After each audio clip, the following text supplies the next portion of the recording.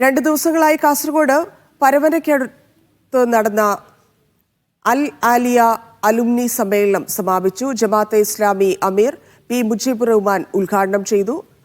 Alia Arabic കോളേജിൽ നിന്ന് വിവിധ കാലയളവിൽ പഠിച്ചിറങ്ങിയ 100 കണക്കിന് പൂർവ്വ വിദ്യാർത്ഥികൾ സമ്മേളനത്തിൽ പങ്കെടുത്തു.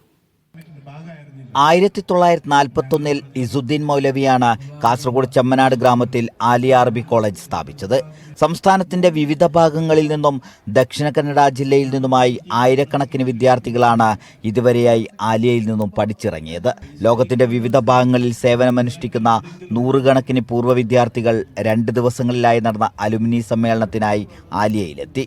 സമ്മേളനം ജമാഅത്തെ ഇസ്ലാമി അമീർ പി മുജീബുർ റഹ്മാൻ ഉദ്ഘാടനം ചെയ്തു. CH കുഞ്ഞമ്പു MLA, മുൻമന്ത്രി CT Ahammed Ali, college rector KV Aboobacker Umari, managing committee president doctor Abeeb Rahman, working president CH Abdurahim തുടങ്ങിയവർ പങ്കെടുത്തു.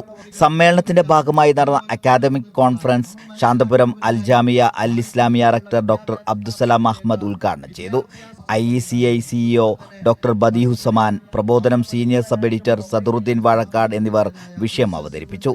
തുടർന്ന് ആലിയ കോളേജ് വിദ്യാർത്ഥികളുടെയും മദ്രസ വിദ്യാർത്ഥികളുടെയും വിവിധ കലാപരിപാടികൾ അരങ്ങേറി.